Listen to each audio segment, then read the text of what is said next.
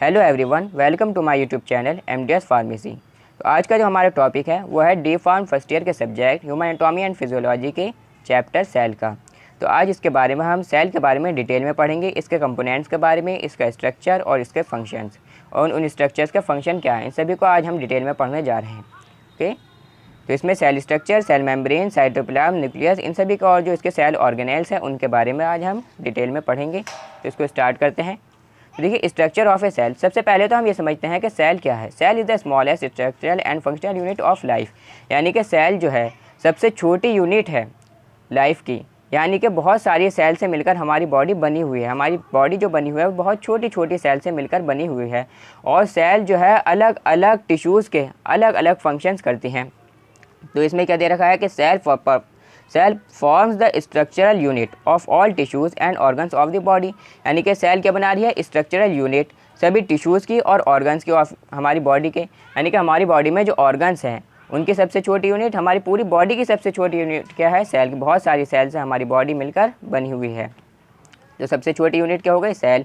Different cell perform different functions. अलग अलग cell के अलग अलग फंक्शंस होते हैं। जैसे कि अगर सेल है हमारी हार्ट की, अगर कोई सेल है तो उस सेल का फंक्शन क्या है? कॉन्ट्रैक्ट करना और रिलैक्स करना। इसी तरह लंग्स की सेल है, उसका फंक्शन अलग है। लिवर की सेल है, उसका फंक्शन अलग है। ब्रेन की सेल है, उसका फंक्शन अलग है। मसल की सेल हो तो उसका फंक्शन अलग है। For example, nerve cell helps in conduction, यानी कि नर्व सेल जो है वो हेल्प करती है कंडक्शन में, मैसेज को जो है एक जगह से दूसरी जगह पहुंचाने में, ऑर्गन से ब्रेन तक मैसेज को पहुंचाने में, और ब्रेन से जो है ऑर्गन्स तक ब्रेन को पहुंचाने में मदद करती है। Cell of intestine help in absorption, और जो इंटेस्टाइन की सेल है वो एब्जॉर्ब करने में मदद करती है। और मसल जो है वो हेल्प करती हैं कॉन्ट्रैक्शन में, यानी कि कॉन्टैक्ट करने में, ताकि कि हम जो है कोई भी एक्टिविटी कर सकें। Okay, human cell is eukaryotic. Human cell क्या है? यूकैरियोटिक है। यूकैरियोटिक का मतलब क्या है? यानी कि इसमें जो है न्यूक्लियस प्रेजेंट है। जिस सेल में न्यूक्लियस प्रेजेंट होता है उसको हम कहते हैं eukaryotic cell. It consist of, इसमें क्या क्या है सेल में? सेल मेम्ब्रेन है, साइटोप्लाज्म है और न्यूक्लियस है। सेल विद वेरियस ऑर्गेनेल्स, यानी कि जो है बहुत सारे इसमें ऑर्गेनेल्स हैं। देखिए, आप देख सकते हैं सेल में ऑर्गेनेल्स। ऑर्गेनेल्स पहले तो हम ये समझते हैं कि ऑर्गेनेल्स क्या होते हैं। ऑर्गेनेल्स सेल के अंदर जो पार्ट्स होते हैं सेल के, उसको हम कहते हैं ऑर्गेनेल। जैसे कि सेल के अंदर पार्ट है इसके न्यूक्लियस है, उसमें माइटोकॉन्ड्रिया है, साइटोप्लाज्म है, राइबोसोम्स हैं, सेंट्रोसोम्स हैं, एंडोप्लाज्मिक रेटिकुलम है, सेल मेम्ब्रेन है। तो ये सब क्या है? इसके ऑर्गेनेल्स हैं। और इन ऑर्गेनेल्स का भी अलग अलग फंक्शन है। इन सभी ऑर्गेनेल्स को हम आगे डिटेल में पढ़ेंगे। तो सेल मेम्ब्रेन क्या है? The cytoplasm of a cell is bounded on the outer aspect by cell membrane, यानी कि जो साइटोप्लाज्म है, देखिए सेल जो है वो दो चीज़ों से मिलकर बनी हुई है, एक तो प्लाज्मा मेम्ब्रेन से और एक साइटोप्लाज्म से। यानी कि प्लाज्मा मेम्ब्रेन क्या है?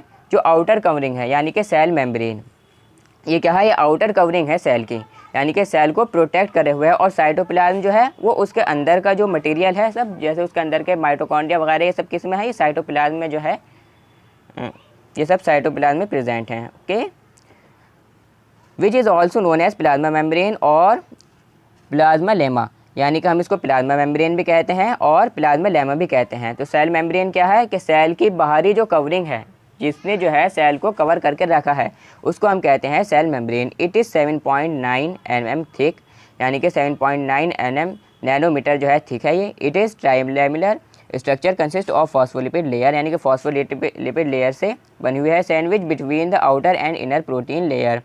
ओके, फंक्शन क्या है इसका? It maintain the shape of the cell, यानी कि सेल को क्या देती है? एक प्रॉपर शेप देती है। Presents receptors of the surface of cell membrane, यानी कि रिसेप्टर जो है इसकी सरफेस पर प्रेजेंट होते हैं, जो कि अलाउ करते हैं कि कोई भी, जैसे ग्लूकोज वगैरह है, ठीक है नहीं, ब्लड में अगर वो फ्लो कर रहा है तो उसको जो है सेल के अंदर एंट्री कराने के लिए ये मदद करते हैं। Which are specific for particular molecule, जो कि ज़रूरी हैं particular molecules that are enzymes और हार्मोन, जो कि एंजाइम्स भी हो सकते हैं और हार्मोन्स भी हो सकते हैं। यानी कि कोई भी एंजाइम और कोई भी हार्मोन अगर उसमें सेल से सिक्रिएट होना है तो किसके ज़रिए होगा? सेल मेम्ब्रेन के।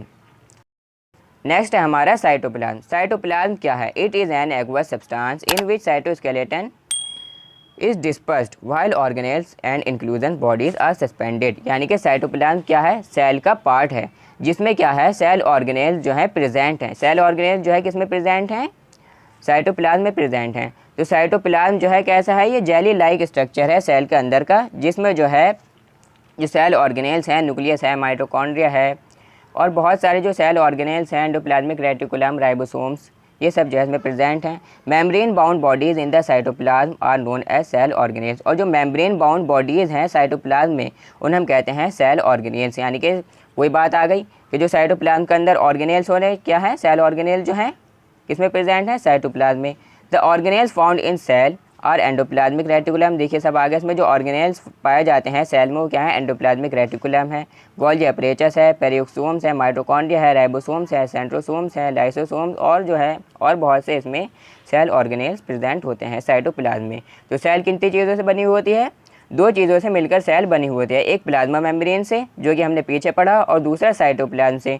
तो साइटोप्लाज्म में क्या है, जो सेल ऑर्गेनेल्स हैं वो प्रेजेंट हैं, और प्लाज्मा मेम्ब्रेन क्या है कि उसको पूरे सेल को कवर किए हुए है। अब इसमें फर्स्ट आता है सेल ऑर्गेनेल में एंडोप्लाज्मिक रेटिकुलम। एंडोप्लाज्मिक रेटिकुलम क्या है, endoplasmic reticulum is A double membrane bound interconnected network of tubules, vesicles और फ्लैटेंड सेल्स। यानी कि एंडोप्लाज्मिक रेटिकुलम क्या है, एक तरीके से ट्रांसपोर्ट सिस्टम है। यानी कि किसी भी जो सेल के अंदर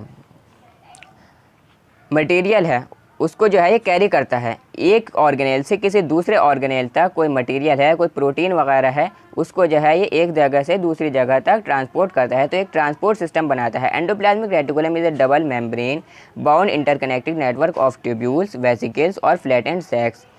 इसमें जो है दो टाइप के एंडोप्लाज्मिक रेटिकुलम होते हैं, एक रफ एंडोप्लाज्मिक रेटिकुलम जो कि इन्वॉल्व होता है प्रोटीन की सिंथेसिस में, और एक smooth endoplasmic reticulum. Smooth endoplasmic reticulum जो है वो इन्वॉल्व होता है लिपिड के सिंथेसिस में, यानी कि लिपिड बनाने में कौन सा यूज़ आ रहा है इसमें, स्मूथ एंडोप्लाज्मिक रेटिकुलम। और रफ एंडोप्लाज्मिक रेटिकुलम जो है प्रोटीन की सिंथेसिस में मदद करता है।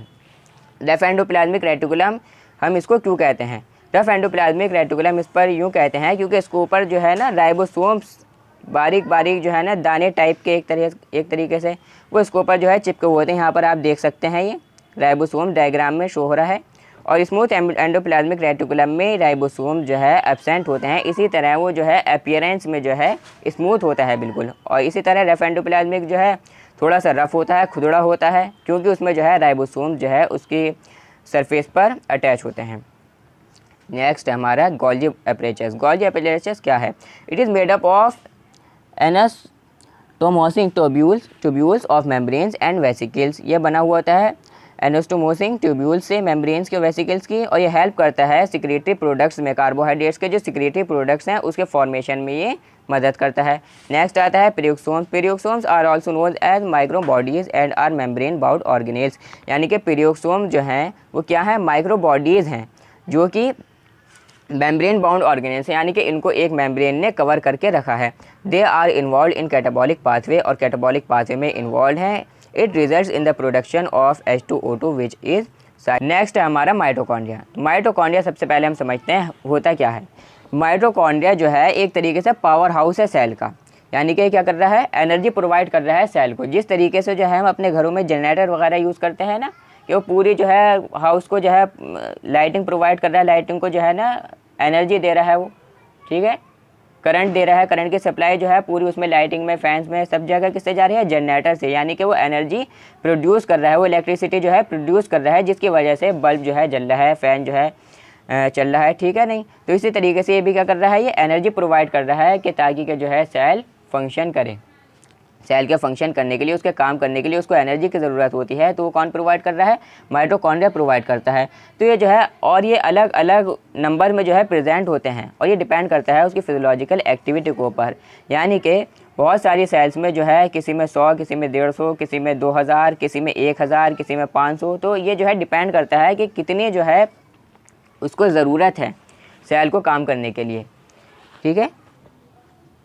जैसे इसमें दिखाया गया है in active cell, an active cell में, किसी एक्टिव सेल में जैसे कि लिवर सेल हो गई, उसमें जो है 2000, लगभग 2000 से ज़्यादा माइटोकॉन्ड्रिया होते हैं, और बहुत कम माइटोकॉन्ड्रिया प्रेजेंट होते हैं इनएक्टिव सेल में। हर माइटोकॉन्ड्रिया जो है कंसिस्ट करता है 4 compartments, outer membrane, inner membrane, matrix bound by outer and inner membrane, space present between the 2 membranes containing enzymes. यानी कि माइटोकॉन्ड्रिया जो है वो कितनी, उसमें मेम्ब्रेन है, 2 मेम्ब्रेन है, एक आउटर मेम्ब्रेन है और एक इनर मेम्ब्रेन है, और उसके बीच का जो हिस्सा है वो क्या है, यानी कि जो मैट्रिक्स, और उसमें जो है उसके बीच का जो स्पेस है, ठीक है, तो उसमें क्या भरा हुआ है, उसमें एंजाइम्स है। The inner membrane is thrown into folds like cristae, यानी कि जो अंदर की मेम्ब्रेन है, डायग्राम में देख सकते हैं आप, आगे डायग्राम आएगा, ठीक है।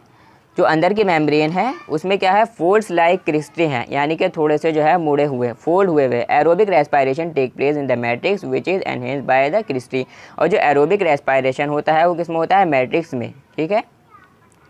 देखिए ये जो है मैट्रिक्स दिख रहा होगा आपको, तो इसमें क्या है, जो इनर मेम्ब्रेन है उसमें यहाँ पर देख सकते हैं आप, इनर मेम्ब्रेन में क्या है, फोल्ड लाइक क्रिस्टी हैं, फोल्ड लाइक क्रिस्टी हैं, और आउटर मेम्ब्रेन जो है ये प्लेन है, ठीक है। और इसके अंदर जो है इन दोनों इनर मेम्ब्रेन के अंदर क्या है, भरा हुआ मैट्रिक्स, मैट्रिक्स में क्या है, एंजाइम्स वगैरह प्रेजेंट हैं, ठीक है। क्या बनाता है ये, एटीपी बनाता है। नेक्स्ट है राइबोसोम्स, ये भी बहुत ज़्यादा इंपॉर्टेंट है। राइबोसोम्स क्या होते हैं, कॉम्प्लेक्सेस। सबसे पहले हम ये समझते हैं राइबोसोम जो है होते क्या हैं। राइबोसोम जो है एक तरीके से माइक्रो मशीन्स हैं, क्या है, एक तरीके से माइक्रो मशीन्स के वर्क करते हैं, यानी कि प्रोटीन जो है बनाने के लिए एक तरीके से मशीन का काम करते हैं। ये सेल में जो है प्रोटीन बनाने का काम करते हैं ribosomes. Complexes of RNA and proteins are ribosomes, complexes RNA, ठीक है, और प्रोटीन क्या है, राइबोसोम्स हैं। They lie either freely in cytoplasm of cells, या तो ये जो है सेल के अंदर ऐसे घूमते फिरते हैं, ठीक है, और are attach to the endoplasmic reticulum, जैसे हमने पीछे पढ़ा, या फिर जो है ये अटैच होते हैं एंडोप्लाज्मिक रेटिकुलम से। पीछे हमने पढ़ा ना कि rough endoplasmic reticulum and smooth endoplasmic reticulum. तो रफ एंडोप्लाज्मिक रेटिकुलम जो है उसको ऊपर, उसकी जो आउटर सरफेस है उस पर क्या अटैच होते हैं, एंडोप्लाज्मिक रेटिकुलम की जो आउटर सरफेस है उस पर क्या अटैच होते हैं, राइबोसोम्स अटैच होते हैं। और कैन इवन भी प्रेजेंट इन माइटोकॉन्ड्रिया, और ये माइटोकॉन्ड्रिया के अंदर भी प्रेजेंट हो सकते हैं। They are principal organs involved in protein synthesis, और ये जो है प्रिंसिपल ऑर्गेनेल्स हैं जो कि इन्वॉल्व हैं किसमें, प्रोटीन सिंथेसिस में, यानी कि प्रोटीन बनाने के लिए ये मदद करते हैं।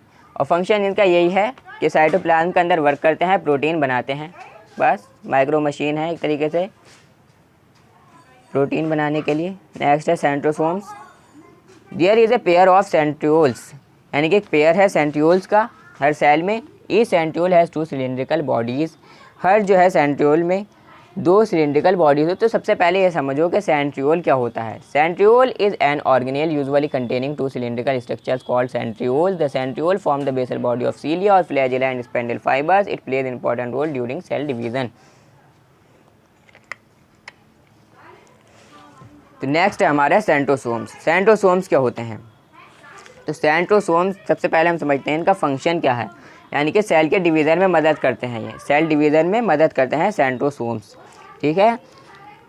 There is a pair of centrioles in each cell, in each cell, यानी कि हर सेल में जो है एक पेयर जो है होता है सेंट्रियोल्स का।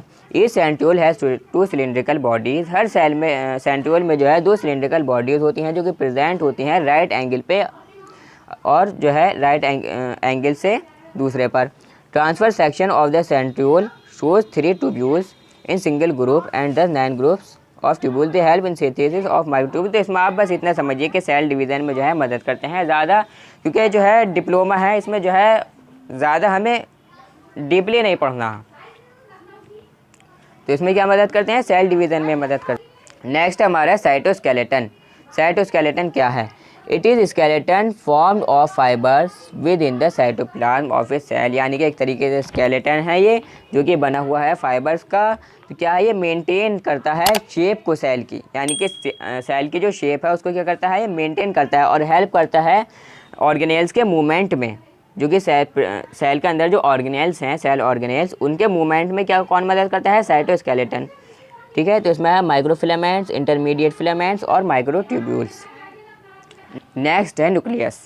न्यूक्लियस जो है बहुत ज़्यादा इंपॉर्टेंट ऑर्गेनेल है सेल का, ठीक है नहीं। It is the largest organelle of the cell, यानी कि सबसे बड़ा ऑर्गेनेल है सेल का, ठीक है नहीं। सबसे बड़ा ऑर्गेनेल क्या है, सेल का, और ये बाउंडेड होता है न्यूक्लियर मेम्ब्रेन से, यानी कि न्यूक्लियस के चारों तरफ एक मेम्ब्रेन होती है जिसको हम कहते हैं न्यूक्लियर मेम्ब्रेन, ठीक है। और न्यूक्लियस के अंदर क्या क्या होता है, क्रोमेटिन होता है। दो चीज़ें और होती हैं न्यूक्लियस के अंदर, एक क्रोमेटिन और एक न्यूक्लियोलस, ठीक है। इसमें डायग्राम भी दे रखा है, देख सकते हैं आप। न्यूक्लियर पोर, न्यूक्लियस जो है पूरा इसमें शो किया गया है, इसमें बीच में देख सकते हैं आप न्यूक्लियोलस, ठीक है। तो अब इसमें देखते हैं हम न्यूक्लियर मेम्ब्रेन, इसमें डिटेल में हम पढ़ेंगे न्यूक्लियर मेम्ब्रेन क्या है। It is a double it is A double membrane bound structure, यानी कि डबल मेम्ब्रेन बाउंड स्ट्रक्चर है, न्यूक्लियस के चारों तरफ जो है यानी कि न्यूक्लियस को कवर किए हुए है। Nuclear membrane consist of numerous pores which regulate the exchange of metabolites between the nucleus and cytoplasm. यानी कि न्यूक्लियर मेम्ब्रेन जो है वो क्या कंसिस्ट करती है, न्यूमरस पोर, छोटे छोटे पोर होते हैं न्यूक्लियस के अंदर जो कि रेगुलेट करते हैं यानी कि मेटाबोलाइट्स जो होते हैं उनके एक्सचेंज में न्यूक्लियस और साइटोप्लाज्म के बीच में, यानी कि इनके जो है आपस में जो एक्सचेंज होता है उसमें मदद करते हैं न्यूक्लियर मेम्ब्रेन। और फिर है न्यूक्लियोप्लाज्म। न्यूक्लियोप्लाज्म में क्या होता है, एक न्यूक्लियोलस होता है और ये क्या होता है, क्रोमेटिन होता है। तो ये जेल लाइक सब्सटेंस है जो कि जिसमें जेनेटिक मटेरियल होता है, डीएनए आरएनए, किसमें होता है, ये न्यूक्लियोप्लाज्म में होता है। When the cell is at rest, जब जो है सेल रेस्ट में होती है तो न्यूक्लियोप्लाज्म जो है appears as a dark staining nucleoplasm contains thread like material called nuclear chromatin. आ गई वही बात कि न्यूक्लियोप्लाज्म जो है क्या कंटेन करता है, थ्रेड लाइक मटेरियल होता है इसमें, जिसको हम कहते हैं न्यूक्लियर क्रोमेटिन। ठीक है, अब है न्यूक्लियोलस। इसके बाद cells which are involve with active protein synthesis, यानी कि सेल जो इन्वॉल्व हैं एक्टिव प्रोटीन सिंथेसिस में, उसमें एक या एक से ज़्यादा न्यूक्लियाई होते हैं इन देयर न्यूक्लियोप्लाज्म, उसके न्यूक्लियोप्लाज्म में। और जो राइबोसोमल आरएनए है वो ट्रांसक्रिप्ट होता है न्यूक्लियोलस में, यानी कि किस में होता है, न्यूक्लियोलस में क्या होता है, राइबोसोमल आरएनए। नेक्स्ट है functions of cell. First point है इसमें take in food and oxygen, यानी कि सेल को जो है प्रॉपर फंक्शनिंग के लिए खाना भी चाहिए और ऑक्सीजन भी चाहिए। ठीक है नहीं, यानी कि बॉडी को जो है प्रॉपर फंक्शनिंग के लिए क्या चाहिए, फूड चाहिए, खाना चाहिए और क्या चाहिए, ऑक्सीजन चाहिए। ठीक है, तो नेक्स्ट पॉइंट है इसमें प्रोड्यूस हीट एंड एनर्जी, यानी कि हीट प्रोड्यूस करती है और एनर्जी प्रोड्यूस करती है ताकि कि बॉडी जो है प्रॉपर फंक्शनिंग कर सके। Move and adapt to environment में जो है बाहरी वातावरण में क्या हो जाती है, अडेप्ट हो जाती है सेल। फॉर एग्जांपल का अगर कोई पर्सन है वो बाहर जाए घूमने वगैरह, ठीक है, यानी कि ठंडे इलाकों में या गर्म इलाकों में अगर वो घूमने के लिए जाता है तो कुछ टाइम के बाद में, 6 मंथ्स के बाद में, 9 मंथ्स के बाद में या कुछ टाइम के बाद में, 1 ईयर के बाद में जो है उसकी बॉडी वहाँ पर अडेप्ट होने लगती है।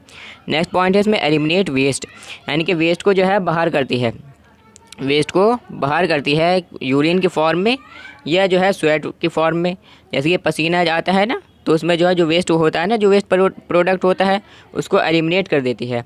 परफॉर्म स्पेशल फंक्शंस, और कुछ जो है स्पेशल फंक्शन जो है परफॉर्म करती है, यानी कि जो जिस ऑर्गन की जो है सेल है, जैसे कि लिवर की सेल है तो उसका फंक्शन अपना स्पेशल फंक्शन अलग होगा, हार्ट की सेल है तो उसका जो है अपना स्पेशल फंक्शन अलग होगा। नेक्स्ट पॉइंट है इसमें reproduce to create identical cells, यानी कि रिप्रोड्यूस करने में मदद करती है, डीएनए आरएनए बनाने में, जेनेटिक मटेरियल, ताकि कि जो है रिप्रोडक्शन जो है हो सके। ठीक है, तो ये था आज का हमारा टॉपिक। तो कैसी लगी आपको हमारी आज की वीडियो? अगर वीडियो अच्छी लगी हो तो वीडियो को लाइक करें, ज़्यादा से ज़्यादा शेयर करें और चैनल को सब्सक्राइब करें। Thank you very much.